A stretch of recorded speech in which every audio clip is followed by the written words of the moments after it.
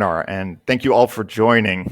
I'm Tom Brownlee, Program Manager at IYF, and I'll begin by asking everyone to please select your preferred language by clicking Floor or Language Selector at the top of your screen and choosing from English, Portuguese, or Swahili. Just a quick technical note, our Swahili interpreter is just getting set up, so if you're having some issues with the Swahili interpretation, some patience, please. They'll be on in a minute. We are using simultaneous interpretation, so panelists can speak comfortably. So you just need to select your language once, then you can sit back and enjoy the session. We will keep your microphones and your cameras off, so please use the chat function for any questions you have throughout the session. You can also reach tech support directly in the chat function, and you can chat individual users by clicking in their name on the user list. We request your patience and flexibility. As you know, internet networks can be challenging and difficult. We may lose video or audio from our panelists as we go through the session, but we'll do our best to keep them on and keep them connected. We are recording the session, so we'll do our best to make that available afterwards as well. Quick note that unfortunately our youth panelist Dario will not be able to join our session due to our last minute conflict. But we do have 3 excellent panelists, and I'm really looking forward to this discussion today. Before we get to the main event, where we will hear from youth livelihood system actors in Mozambique and Tanzania, IYF Africa Regional Director Matthew Bremen will share background on VIA and some of the systems level learnings we have had through the program. So over to you, Matthew. Great, thank you, Tom. And should I wait for the Tanzania translator or interpreter, or should we go? Let's go ahead. Perfect. So welcome, everyone. This is the 3rd webinar in a 3-part series focused on systems and systemic approaches taken by actors within the VIA Pathways to Work program. If you go to the next slide. To briefly recap, the first 2 webinars focused on perspectives from program youth and TVET actors. The first session panel shared examples of resilience and ingenuity and work ethic as they navigated challenging job markets and social norms. Each was on a different employment pathway. They highlighted the importance of motivation, self-esteem, and self-confidence. And you see the quote above from Maria Matus from Mozambique. It represents the sentiment. The second session, as Tom mentioned, was with TVET partners, national and local partners, and highlighted the importance of improving the support services. So for VIA, that was life and work readiness skills, career guidance, and job placement in particular, which they've been able to provide for all young people passing through the TVET system. And the quote you see here was from Narcia Cupertino from Mozambique's National Professional Training Institute, which speaks to how these services are preparing young people for work. Now, for this 3rd session, I'm going to provide a brief background about the program around and related specifically to systems work before we get to the great panel we have ahead. So we can go next, Tom. So VIA, very quickly, Rotas para Trabalho, or Giandalia Gira, was a partnership with MasterCard Foundation, started in 2015 and coming to a close later this year.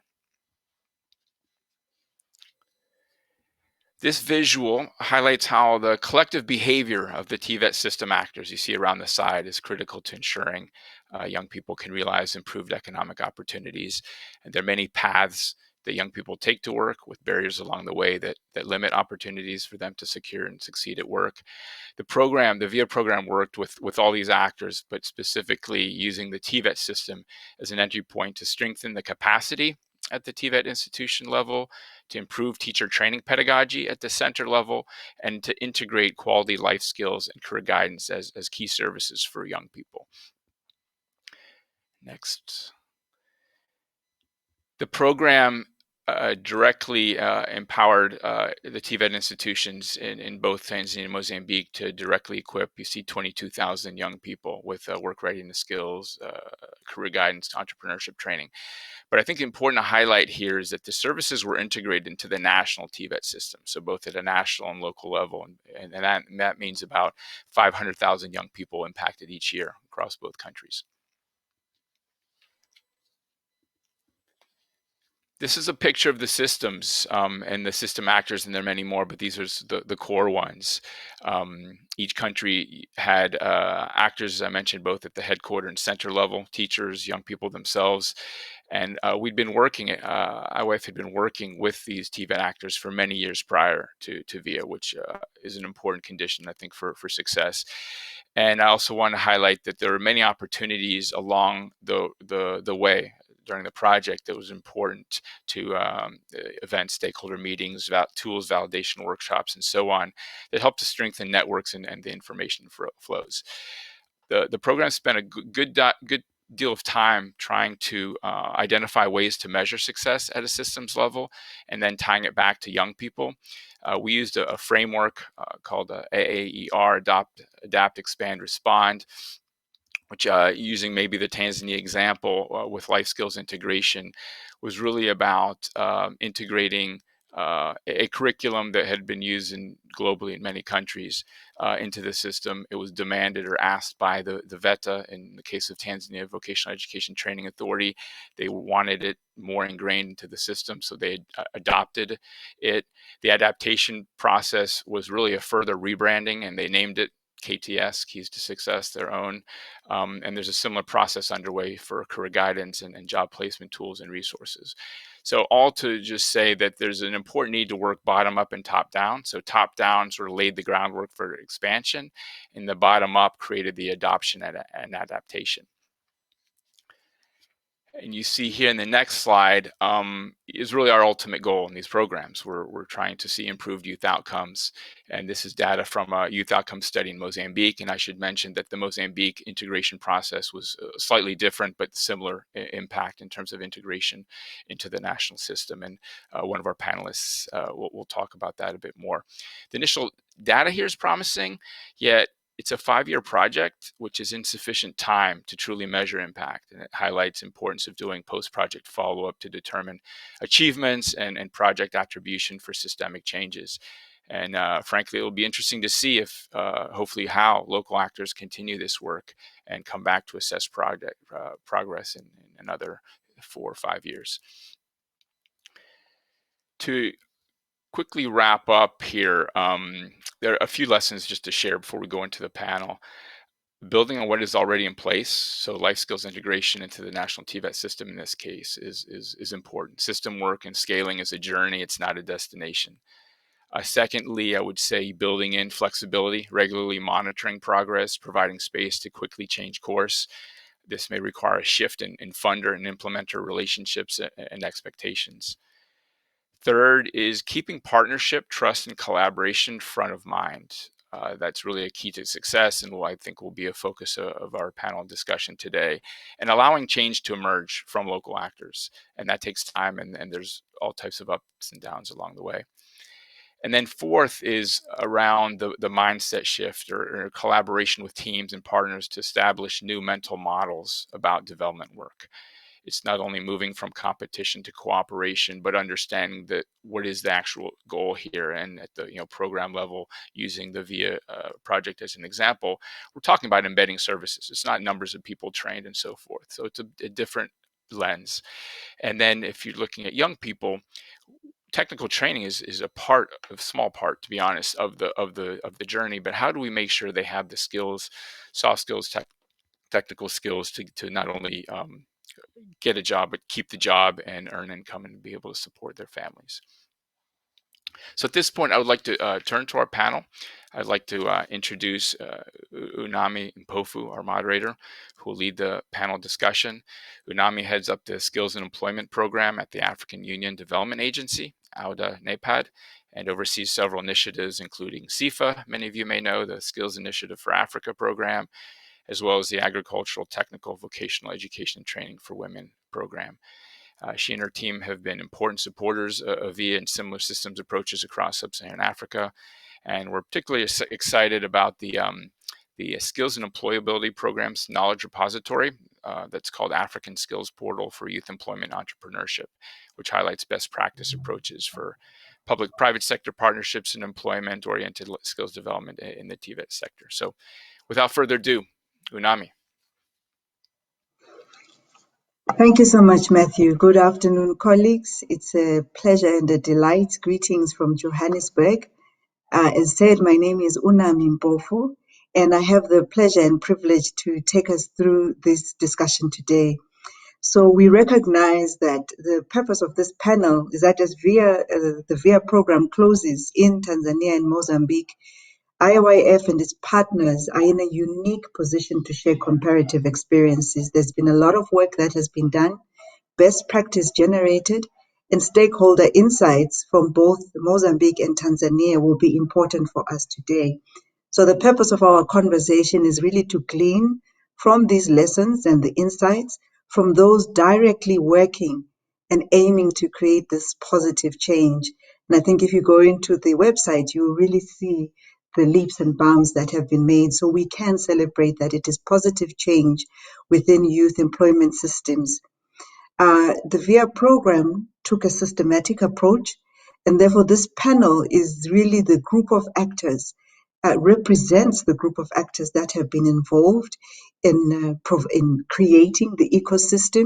And so we want to learn from them what are some of their perspectives on partnership and collaboration, in particular how these relate to systems level programming. I am joined today by a team, and I must just say it's very sad that we are missing the young person. I really was looking forward to meeting with Dario. He was so passionate and such an advocate. But nevertheless, we are very privileged today representing a national authority in the education sector, Mrs. Ida Alvarino. She's the National Director for Professional Qualifications at ANEP in Mozambique. We will then also have a representative from the training service providers. This is Mr. Daniel Mangwira. He's the Deputy Executive Director responsible for mentoring in the Tanzania Entrepreneurship and Competitiveness Center, that is TEC, with some very exciting experiences there. And then representing the private sector, very key to the employers, as the employers, is Mr. Eric Shumbusho. He is the general manager for Tiffany Diamond Hotel in Mtwara, Tanzania. So I would like now to invite our panelists to give a broader an introduction of, repeat their names in case I said them wrongly, their organization, and in particular tell us what they brought into the partnership within their respective countries from their institutions. So perhaps we could start with Ms. Ida. If you could please open up for us, tell us the name of your organization again, and importantly, what your organization, ANEP, brought to the partnership arrangement within your country. Thank you.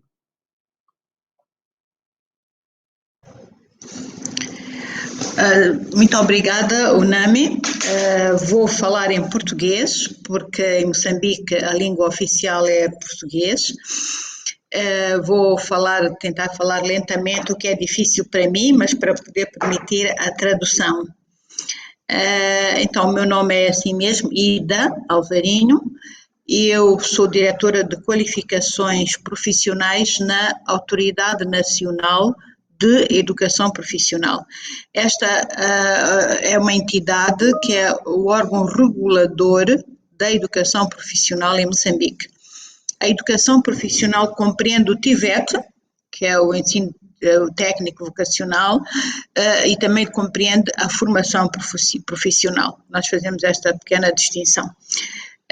Então, este é o órgão regulador, regula tudo o que diz respeito à educação profissional, desde os currícula, a acreditação das instituições para ministrarem esses currículos. Currículos são as qualificações. Gerimos o catálogo nacional de qualificações profissionais no país. Então, neste catálogo, as nossas qualificações têm um conjunto de competências. As qualificações são desenhadas baseadas em padrões de competências. Tem um conjunto de competências que nós chamamos de habilidades para a vida, que são competências que são obrigatórias para todos os ramos, seja mecânica, eletricidade, soldadura, contabilidade, logística, cozinha, o que for, todos os nossos formandos devem passar por estes modos relativos a habilidades para a vida. Então, nós com a International Youth Foundation e outras organizações criamos um consórcio que elaboraram um conjunto de módulos de habilidades para a vida que estão agora aprovados e registados no nosso catálogo e são compulsórios. Significa que aquilo que era a formação que se fazia a nível da International Youth Foundation e outras organizações, agora tem um rosto mais institucional no país.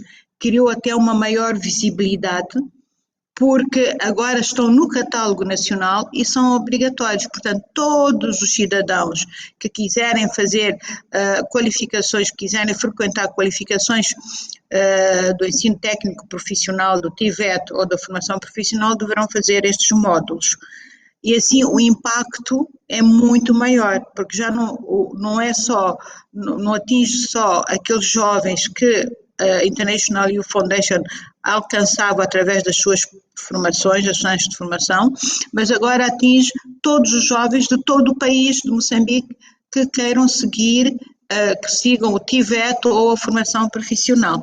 Portanto, o que eu acho é que esta parceria trouxe uma maior visibilidade à ação da International Youth Foundation, uma maior institucionalização e uma melhor integração com os esforços que o governo também faz nesse sentido. Então, há uma boa integração entre os esforços desta organização e os esforços do nosso governo.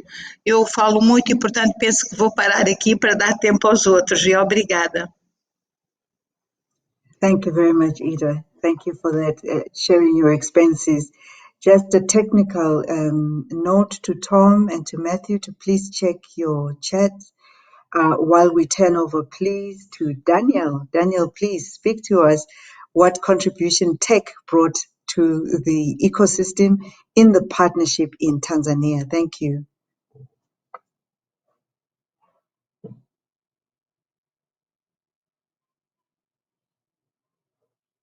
Asante sana na salamu nyingi kutoka Tanzania. Jina langu mimi naitwa Bwana Daniel Mwira, na kwa kipindi cha miaka 5 kwa kushirikiana na taasisi ya IYF, mimi nikiwa kama mmoja wa watu waliosimamia taasisi ya ujasiriamali na ushindani Tanzania, inaitwa TEC kwa kifupi, kwa maneno ya kizungu, lakini ni taasisi ya ujasiriamali na ushindani Tanzania ambayo kazi yake kubwa ni kujenga ushindani, ubunifu pamoja na ujasiriamali katika nchi yetu. Lakini kwa ushirikiano na IYF kwa kipindi cha miaka 5 tumefanikiwa kutekeleza mradi huu ambao uliitwa Via Jiandalie Ajira kwenye mikoa 3 ambayo ni Mtwara, Dar es Salaam, Pwani na Dodoma. Kupitia ushirikiano huu tumeweza kufanya mambo makubwa 3 kupitia programu hii. Kwanza, programu hii ya Via Jiandalie Ajira imefanyika kwa ushirikiano mkubwa sana wa serikali za mitaa katika maeneo yote haya ambayo tulifanya kazi. Lakini pia tumefanya kazi kwa ukaribu sana na shirika maarufu sana ambalo lina serikali pia, ambalo linajihusisha na kuendeleza ujasiriamali pamoja na viwanda vidogo vidogo, linaitwa SIDO. Lakini pia mradi wetu umeweza kuleta sekta binafsi kwa maana ya vyama vya wafanyabiashara. Hapa tunaongelea TCCIA ambayo ni chemba ya wafanyabiashara Tanzania, pamoja na TWCC kwa maana ya chemba ya wanawake wa Tanzania. Wote hao walikuja pamoja kupitia hii program, na kwa uratibu wa taasisi yetu ambayo ni ya TEC tukaweza kutoa mambo makubwa 3 kwa vijana. Kwanza, tumesaidiana na wadau kuhakikisha tunapata vijana sahihi wa kuweza kujiunga na programu hii. Hii ni jambo la msingi sana na ni jambo ambalo sio jepesi. Kutekeleza mradi wa vijana, changamoto namba moja ambayo wanaweza kuipata ni kuweza kujua ni aina gani ya vijana ambao ni kweli wanaweza kuwa sahihi na kwa kiasi kikubwa wanaweza kunufaika na kile ambacho mnatarajia kukitoa. Kwa hiyo hapa tunaongelea mchango mkubwa sana wa serikali za mitaa pamoja na wadau wetu hawa ambao nimewataja. Wametusaidia tukahakikisha kwamba tunaweza kupata vijana ambao kwa kiasi kikubwa ni kweli ni wahitaji wa hichi ambacho tumekuwa tukikitoa na wanaweza kunufaika na mradi huu. Baada ya kuwapata vijana hawa wanapata mafunzo ambayo mafunzo yetu yamekuwa yamegawanyika sehemu mbili. Tuna mafunzo kwa kutumia mtaala wetu wa tech ambao unaitwa mtaala wa ujasiriamali pamoja na uendeshaji biashara. Lakini kuna mtaala wa pili ambao ni wa stadi za maisha, ambao mitaala yote hii sasa miwili ikijumlishwa kwa pamoja tumeweza kupata mtaala mmoja ambao umeonyesha mafanikio makubwa sana. Umesaidia vijana kubadilisha fikra zao na mtizamo wao kwenye maisha yao binafsi, lakini pia kwenye maisha ya biashara. Halafu tulikuwa na huduma ya pili ambayo tunayaita ya malezi ya kibiashara kwa maana ya business mentorship. Hapa tumefanya kazi na taasisi kubwa za sekta binafsi, chemba ya wafanyabiashara pamoja na chemba ya wanawake Tanzania, kuhakikisha kwamba tunaweza kupata wafanyabiashara ambao wako tayari kujitolea muda wao na uzoefu wao kuweza kusaidia vijana ili na wao waweze kukua kibiashara. Halafu huduma ya mwisho ambayo tumeitoa ilikuwa ni kuhakikisha kwamba tunawaunganisha vijana na fursa mbalimbali za kupata mikopo ambayo ni nafuu inayoweza kuwasaidia kuanza au kukuza biashara zao. Sasa mambo gani yametokea kwa kipindi cha miaka mitano? Tunashukuru sana kwamba popote kwenye mikoa hii ambapo unaweza kupita sasa hivi utakuta vijana ambao kwanza wameanza biashara na wengine ambao walikuwa nazo wameweza kuzikuza, lakini kikubwa kabisa wameweza kuzirasimisha. Kwa hiyo vijana wanaendesha biashara ambazo ni rasmi, zinatambulika, zina uwezo wa kukua na kuweza kutengeneza ajira kwa wengine. Lakini pili, tunaona aina ya vijana ambao tuliwachukua ambao kwetu kwa kweli tunatizama umri wa miaka 18 mpaka 24 ni vijana ambao unaweza kusema bado ni wadogo. Lakini ukipita kwa baadhi ya vijana katika umri huo huo unaona wameweza kuanza kujisimamia maisha yao, wanafanya maamuzi kuhusiana na mwelekeo wa maisha yao na wanazisimamia biashara zao ili ziweze kukua. Mradi wetu umefikia mwisho baada ya miaka mitano hiyo, lakini tunaamini na tunaona kazi ambayo tumeifanya kwa kushirikiana na hawa wadau una uwezekano mkubwa sana kuendelea, hasa kwa hizi taasisi za serikali ambazo zimeweza kuchukua hizi mbinu tulizokuwa tunazitumia, kwa sababu tulifanya kwa njia ya ushirikiano. Hakuna wakati ambapo tech tulifanya mafunzo au masuala ya malezi au hata zile kuunganisha vijana tukiwa peke yetu. Tumekuwa tukihakikisha kwamba mamlaka za serikali za mitaa ambao ni wadau muhimu pamoja na wadau wa sekta binafsi wanaweza kuona hizi mbinu tunazozitumia na wanaweza kuendelea nazo hata baadaye sisi tunapomaliza huu mradi. Kwa hiyo tunashukuru kwamba hilo tuna uhakika litaendelea. Lakini Tanzania nchi kubwa kama ambavyo mtakuwa mnafahamu, tuna mikoa 30. Mradi wa VIA umetuwezesha kuwaonjesha Watanzania hichi kidogo ambacho tumekifanya kwa miaka mitano kwa mikoa 4 tu. Kwa hiyo tunaamini kwamba fursa zitapatikana na wabia wengine watapatikana, na kwa sababu wadau wote ikiwemo serikali ingependa sana hichi ambacho tumekifanya kwa miaka minne kiweze kufanyika kwenye mikoa mingine mingi, na tuweze kufikia vijana wengi zaidi, na tuweze kutatua changamoto la ajira kwa nchi yetu ambalo ni kubwa na linaongezeka sana. Naomba kusimama hapo kwa muda.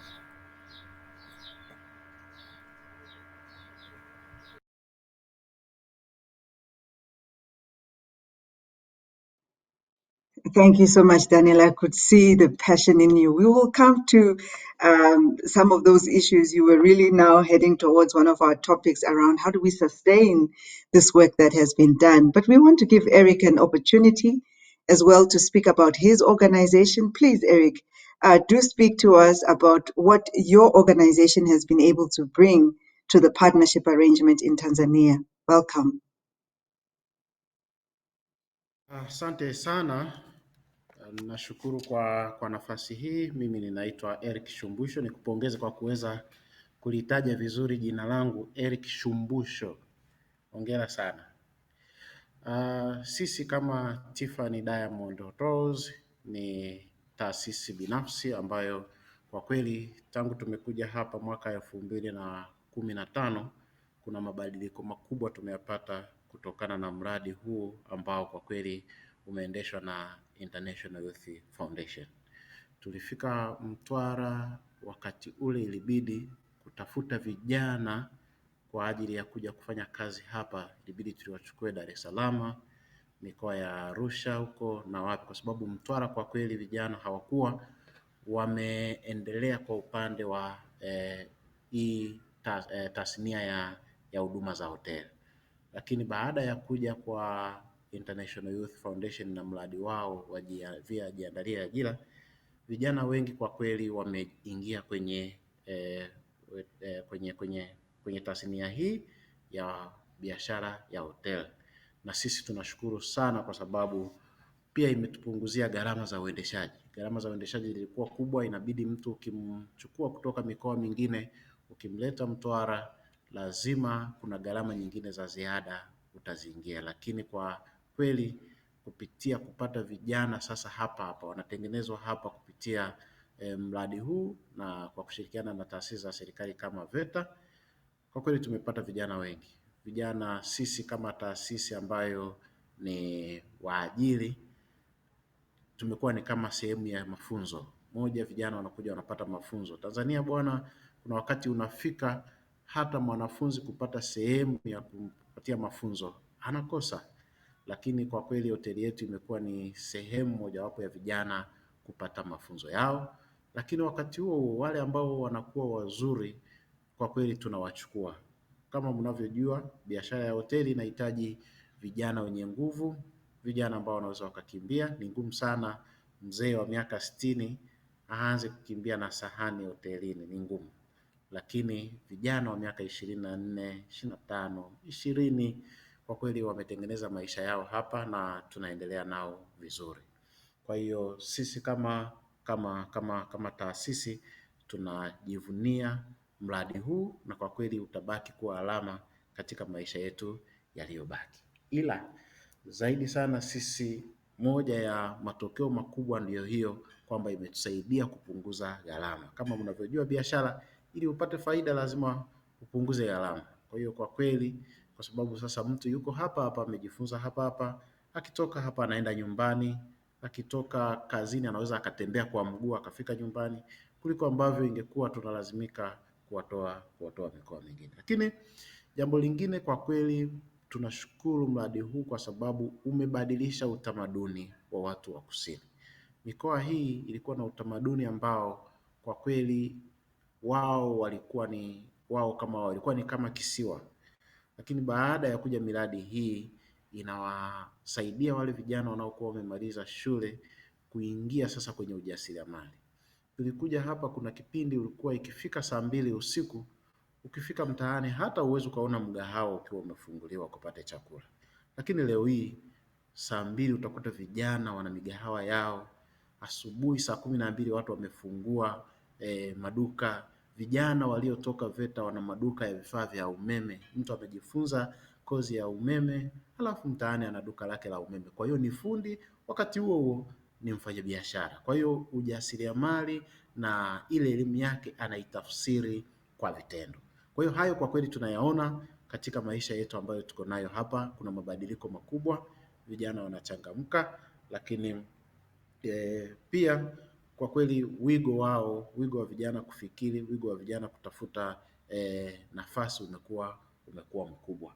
Zile tabia zao za kwetu za umakondeni, kwa kweli sasa hivi tunashukuru kuna mabadiliko makubwa miongoni mwa vijana. Sisi kama taasisi tunasema tutaendelea kuunga mkono na kuziendeleza juhudi zote ambazo zimeanzishwa na International Youth Foundation. Kwa mfano, sasa hivi tunasema kwamba mradi umeisha tangu mwaka jana, lakini leo tunao vijana wa field wako hapa ambao bado ile kozi inaendelea kufundishwa kule chuoni, na sisi tunawapokea, na wengine watakuja mwezi wa 7 watakuwa hapa wanapata mafunzo yao. Kwa hiyo kwa kweli sisi tunaendelea kuwa wadau wakubwa, na kwa kweli mradi huu tungetamani hata vijana wengine huko mikoa mingine ambao haujafika uweze kufika. Kwa hiyo tunawashukuruni mno, na matunda yake kwa kweli sisi tunapata kama waajiri. Sasa hivi hata nikipata shida ya nahitaji casuals, ni rahisi, tunapiga simu kwa mwalimu pale chuoni, ananiletea vijana ambao tayari walishamaliza, wako mtaani, labda wako sehemu nyingine wanafanya kazi kwingine. Kwa hiyo na sisi tulichokiona pia kingine ni kuhusu upande wa mawasiliano. Watu sasa wako vizuri, wana uwezo, kijana akawahudumia mgeni sio tu Mtanzania, lakini mwingine kutoka sehemu nyingine. Wigo wa mawasiliano nao pia umekuwa mkubwa. Kwa kweli ni washukuru sana, na nafikiri niishie hapo ili wengine pia nao waendelee. Asante sana.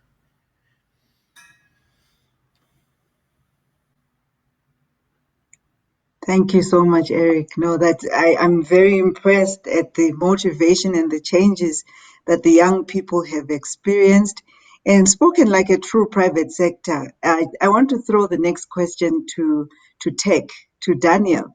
Private sector is looking for local, for lowered, what did he say? Lowered cost of production. Eric spoke about using local young people. It's been more cost effective for them.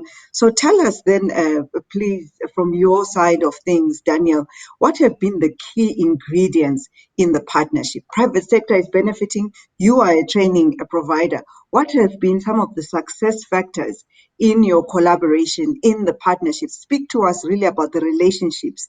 We can see the changes happening, but speak to us about the quality of the relationships in this partnership, and what have been your success factors. And of course, there have also been challenges. And say a little about what you are seeing on the ground. Thank you.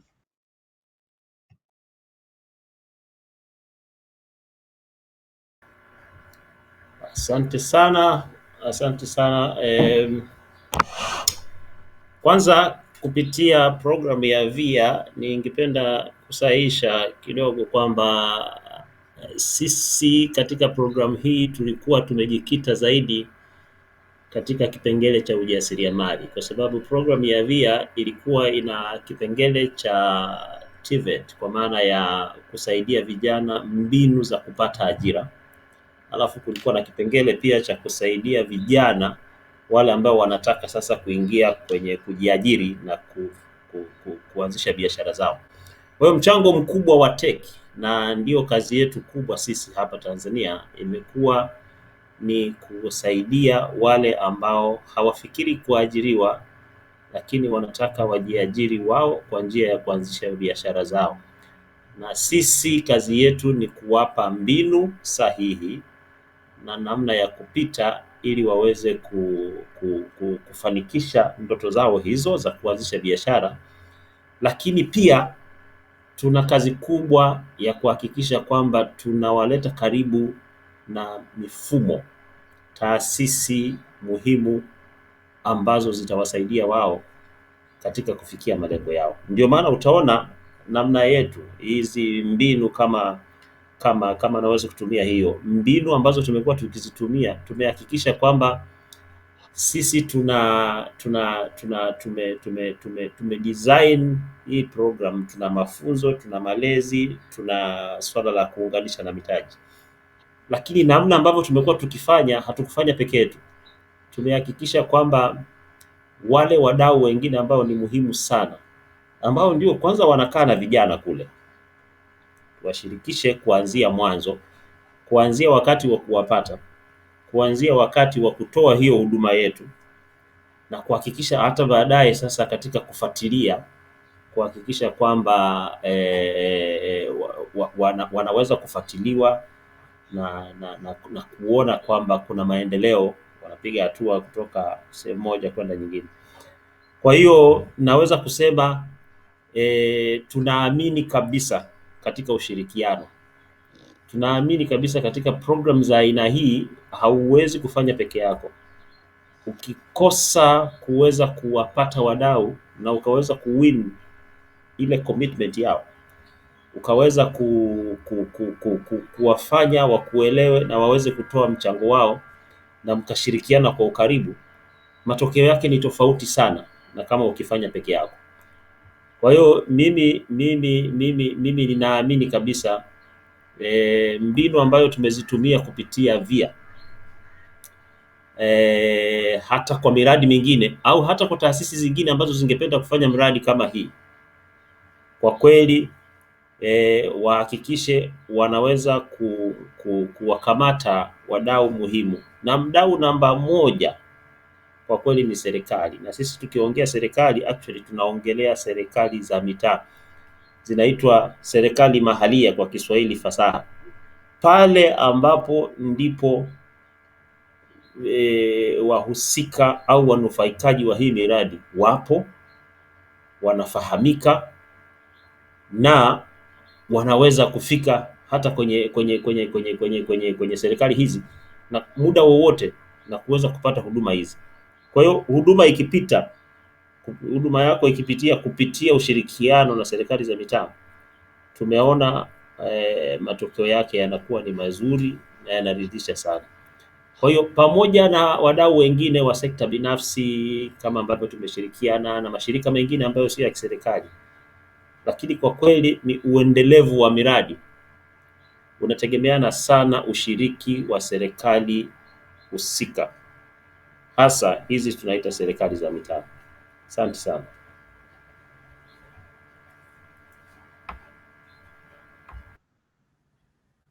Thank you very much, Daniel. A good segue to Ida. Daniel spoke about commitment of the stakeholders. Mozambique, the stakeholders were able to agree on a curriculum which has now been recognized nationally within the national qualification frameworks. Tell us a little bit, Ida, how has been the collaboration amongst the partners, and really go into how do you build this commitment that Daniel spoke about? What does it take for actors to work together to the stage where you are to achieve what you've been able to achieve in Mozambique? Thank you. Obrigada, Unami. De facto, como o Daniel estava a dizer, não podemos trabalhar em ilhas. Não é assim que se constrói uma sociedade, nem devemos fazer competição de ações, não é? Então, acho que aquilo que funcionou bem em Moçambique foi, primeiro, tínhamos um objetivo comum. Tanto o programa VIA como um dos pilares da governação que nós temos agora em Moçambique, um dos grandes objetivos do governo é capacitar, qualificar os nossos cidadãos, particularmente os jovens, de modo a que eles possam aceder melhor ao emprego, ao autoemprego, o que for, mas ao trabalho. Portanto, este era o objetivo, era capacitar, criar nos jovens uma maior empregabilidade. Então, como tínhamos este objetivo comum, foi fácil a aproximação, foi fácil criar uma parceria, porque a base era comum. Por outro lado, acho que de ambos os lados, quer desta organização, não é, da International Youth Foundation, como da parte, neste caso, da Autoridade Nacional de Educação Profissional, as pessoas estavam abertas a novas ideias. De ambos os lados, as pessoas estavam abertas a uma nova proposta de ação. Então, esta proposta de ação conjunta foi surgindo um pouco dos dois lados. Eu já tive a ocasião de partilhar isto. Também começou um pouco das relações pessoais. Muitas vezes estas coisas funcionam e acabam funcionando bem, começando do relacionamento pessoal. Então, na Autoridade Nacional de Educação Profissional, nós conhecíamos já, por exemplo, o Dr. Elídio Caifás da IWF, e, entretanto, fomos conhecendo outras pessoas, encontramos-nos em eventos ligados à formação de jovens e fomos partilhando ideias. Houve um seminário, uma conferência que a International Youth Foundation organizou aqui em Moçambique há uns 2 anos, se não me engano, em que eu fui convidada a participar no painel, num dos painéis, e também acabei lançando este desafio. Porque é que nós não vamos tornar estes programas de formação da International Youth Foundation em programas em que os cidadãos possam ser formados, adquirir essas competências, mas ao mesmo tempo de receberem créditos do Sistema Nacional de Formação. E então, porque, por um lado, nós também temos que defender os nossos cidadãos, porque eles podem ficar com certificações de organizações que depois desaparecem, não estão, ou depois fica difícil integrar no sistema nacional. E assim, as competências eram adquiridas e, ao mesmo tempo, os cidadãos, os jovens, ficam com créditos do nosso sistema de formação nacional, de formação profissional. Então, o que é que tornou esta parceria aceitável? Foi esta abertura de ideias, fez pensar um pouco fora do que é o habitual, que as organizações trabalham de um lado e o governo trabalha do outro, e de irmos ao encontro porque havia um objetivo comum. E também uma das coisas que eu acho que contribuiu para este sucesso foi que tanto do lado da International Youth Foundation como do lado da Autoridade Nacional de Educação Profissional, a definição da missão, da visão que nós temos estava clara. Nós estávamos focados no que é que nós queremos fazer. Então foi fácil identificar do outro lado o mesmo tipo de visão, de objetivos, do que é que queríamos. Agora, quando uma organização trabalha fazendo um pouco de cada coisa, sem foco, sem ter clareza do que é que quer, fica difícil identificar no outro lado uma possibilidade de parceria.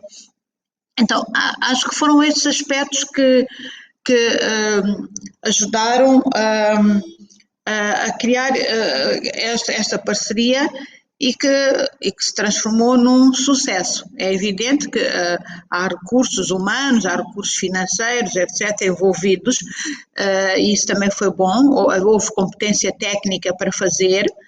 Por outro lado, a International Youth Foundation, com outras organizações, criaram tal consórcio que nós propusemos e também abriram as suas cabeças para perceber o que é o sistema legal, institucional em Moçambique.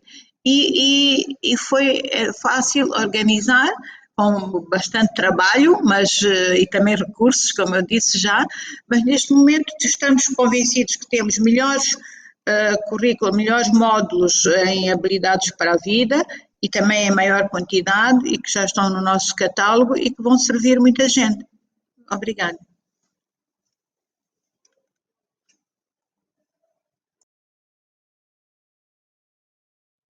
Thank you very much, Ida. Colleagues, I would like to also just invite the audience to also put their questions in the chat while we continue our conversation. Ida, you were really speaking to the core of issues, having that common goal and having a long-term view of how you want to achieve things. Pick it up then on issues of sustaining this initiative. You have a consortium. How do you see the partnership going forward? VIA is moving on, but you have some lessons. How are you going to move forward and sustain some of this work? Because the work is still very large that you have to, there's still a lot of work that still needs to be done to change the employment landscape.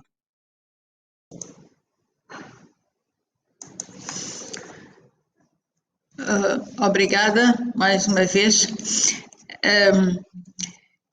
De facto, eu só falei do desenho curricular, mas não é só o desenho curricular, porque nós podemos elaborar currícula e programas e módulos de formação muito bons, mas temos que garantir que eles são corretamente implementados.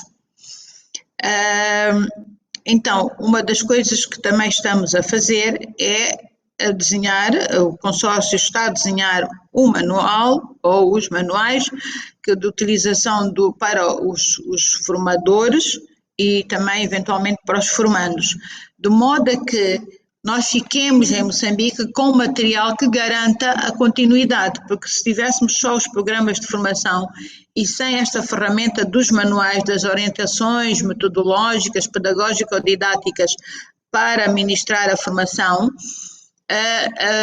era um trabalho incompleto e que nós não garantiríamos depois uma boa continuação da implementação destes módulos de habilidades para a vida. Então, por um lado, há os manuais, por outro lado, também estamos a querer garantir a formação prévia de alguns formadores, de modo a que eles depois possam continuar no país a multiplicar as suas competências já na formação, na lecionação destes módulos. Portanto, há muito trabalho ainda pela frente, o manual será muito importante e algumas ações de formação dos formadores já, também, para garantir depois todo um processo. Por outro lado, os nossos técnicos da Autoridade Nacional de Educação Profissional também estão a acompanhar esta formação e a testagem dos manuais. Assim, aqui, pelo menos um técnico da Autoridade Nacional ficará também com know-how, com a possibilidade de continuar. Por outro lado, era preciso formalizar minimamente esta colaboração, porque foi uma colaboração na base da boa vontade, de identificação de objetivos comuns, mas para podermos criar também uma certa formalização, um certo compromisso mais formal entre ambas as partes e garantir que se abririam possibilidades para outras eventuais colaborações que nós formos identificando, preparamos um memorando de entendimento entre o consórcio e a Autoridade Nacional de Educação Profissional. Ainda não foi assinado, mas não foi assinado só por questões de agenda, porque já está tudo elaborado.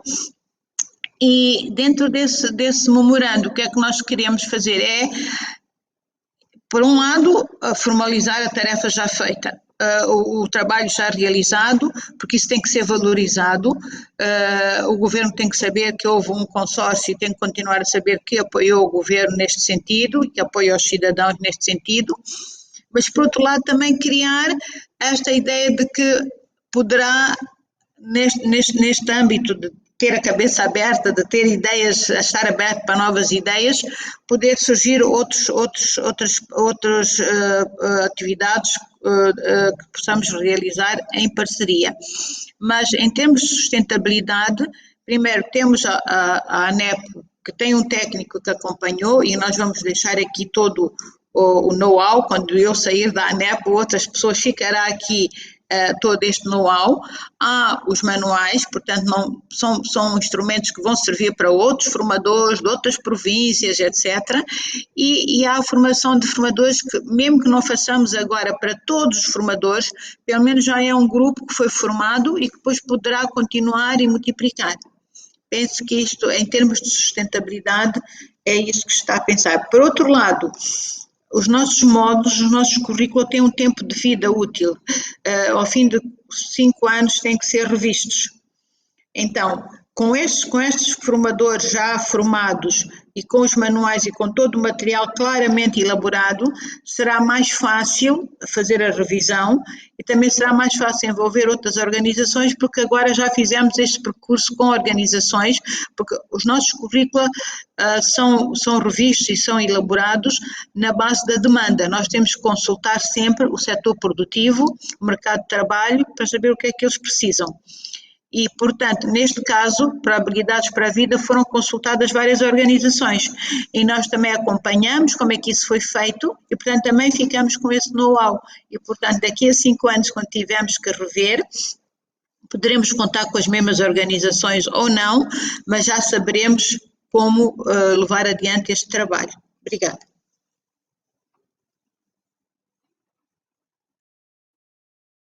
Thank you, Ida, for a rich experience in Mozambique. Perhaps we can now segue back to Tanzania, and I would like to invite Eric.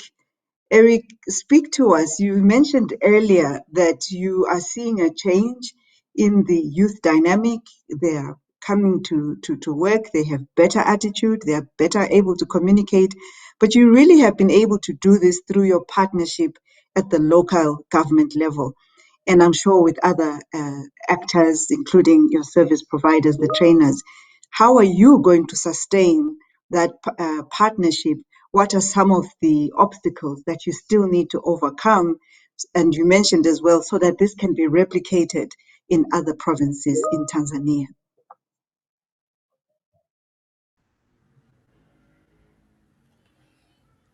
Asante sana. Sisi kama waajiri kwa kweli, mradi huu ulikuja na ulitukuta sisi tunaendelea, na moja ya shida tuliyokuwa nayo kwa kweli ni vijana kutokuwa na eh, vile vigezo vya kuajiriwa hotelini mathalan.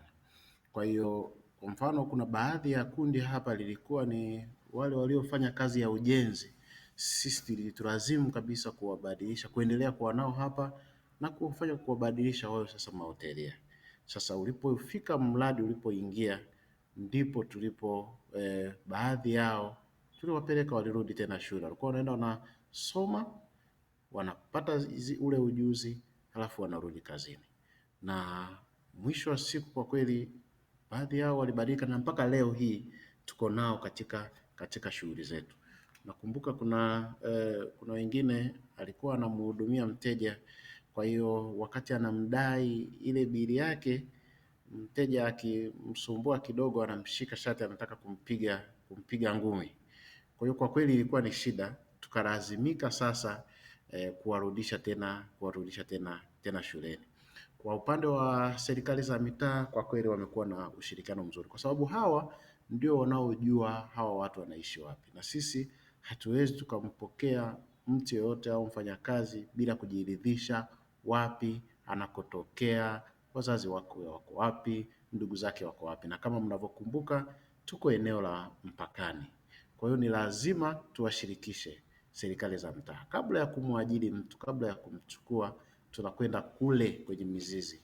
Mwenyekiti wa mtaa yupo, mwenyekiti wa serikali za mitaa yule, mtendaji wa kata, tarafa, vijiji vile, lazima waandike barua komiti kwamba huyu mtu anamfahamu na amekuwa raia wa eneo hilo kwa kipindi chote, na labda sasa ana tabia zilizo njema. Kwa hiyo kwa kweli ili kuwapata watu wazuri, sisi lazima tupate hiyo kutoka huko kwenye serikali za mitaa, na kwa kweli wamekuwa na msaada mzuri. Kuna mmoja aliwahi kuja hapa, mmoja wa mwenyekiti akaandika kwamba huyu mtu hafahamiki vizuri, yuko hapa ni mwezi wa 3 sasa, kwa hiyo yawezekana akawa sio raia mwema. Na kweli kumbe yule mtu alikuwa amehama kutoka upande mwingine, na tulivyomfikisha hotelini alikuwa alitoka sehemu nyingine akaenda VETA akasoma, akaja kufanya kazi hapa. Wakati anafanya training akamwibia mteja simu. Kwa hiyo tabia yake, wakati huo tukawapelekea taarifa kule ile taasisi iliyokuwa inawafundisha ambayo ni VETA, kwamba bwana, watu wenu wanaoletwa sio watu sahihi kufanya kazi sehemu kama hii. Na kwa kweli walitusikia, walitusikiliza, na nafikiri kuna moja ya kitu ambacho kilikuja kuanzishwa ambayo ilikuwa ni ile ya life skills. Nafikiri ilikuwa kuna kozi ya kitu cha namna hiyo. Kwa hiyo baadaye kwa kweli tukaanza kupata lile zao ambalo sisi tulikuwa tunalihitaji. Kwa hiyo kwa kweli kuna uhusiano mkubwa kati ya taasisi yetu na serikali za mtaa wakati wa kupata vijana sahihi wa wapi wa kutufanyia kazi. Lakini pia nimalizie kwamba tutafanyaje kwa maana ya kuendeleza sasa hayo ambayo hayo ambayo sasa yameanzishwa. Hayo ambayo yameanzishwa In sisi just kama 2 taasisi. seconds, please, Daniel. Sorry to Eric to cut you. Just 2 seconds, otherwise Matthew will fire me.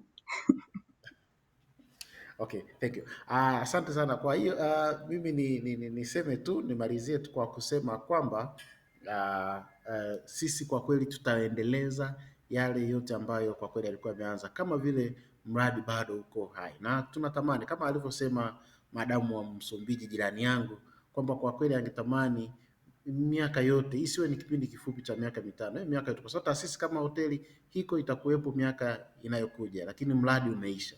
Kwa nini uishe? Tungetamani mradi uendelee. Wasalimie sana hapo Kaizer Chiefs Afrika Kusini.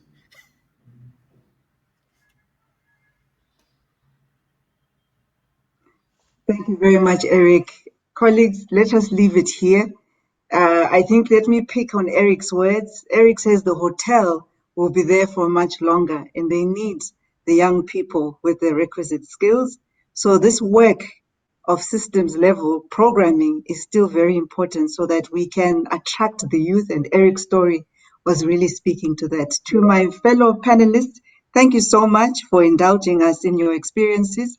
I know there was a lot more you could have said based on our rehearsals. There was so much more that we unpacked, but time will not allow. So with appreciation to all of you and to Tom and to Matthew for this opportunity, I hand over back to Tom. Thank you. Thank you so much, Unami, and to all of our panelists. That was really fantastic to hear from all of you and all of those insights. And just a great way to wrap up our series. With that in mind, this is the last of the three sessions. And I want to invite Mr. Anastasio Chimbezi, who's the Director General at IFPLAC, the technical training institution and a key VIA partner based in Mozambique too, who's been with us from the beginning to share just a couple minutes of closing thoughts on what he's heard today and looking forward for IFPLAC. So Mr. Chimbezi, please, I invite you to unmute your microphone and share a couple remarks. Thank you.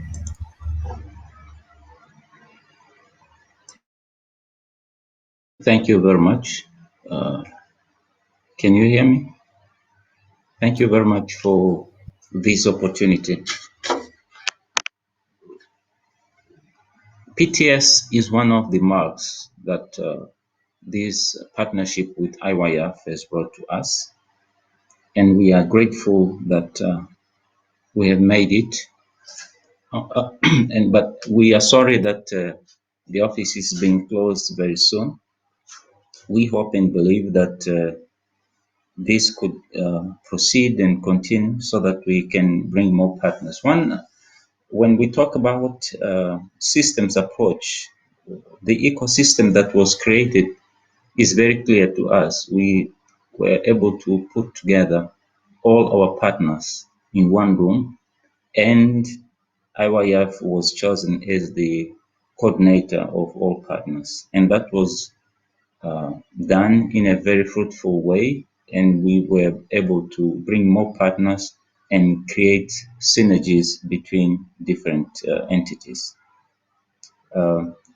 Another very important achievement for us is what we call the Maota's Declaration, that we made it very clear that every aspect of the partnership we are taking into the institution, and we have added into our training programs, particularly PTS, and we have started expanding from out of the 4 training centers. We have just finished last week in the 5th training center. So we are continuing with these programs of training. So we are grateful for this partnership, and today everybody at IFPLAC talks about PTS. The new partners, the new trainings, the new trainers that we are recruiting are going to go through PTS first so that they can be able to train others. So we have in-house capacity for PTS, and we are grateful and will proceed with this as part of our mark. Indeed, PTS, PTS, and PTS. Ecosystem in the systems approach is now our new language. As Dr. Hilda Alvarinho clearly said, we are putting it into the TVET system, which we are part of. Thank you very much.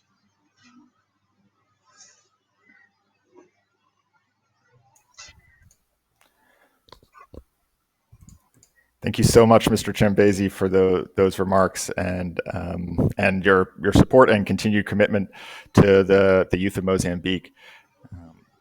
Really much appreciated. And thank you to everyone who we've had the pleasure to hear from throughout this series, starting with the young people in our first session, through our TVET practitioners in the second session, and of course, all the other critical stakeholders we heard from today.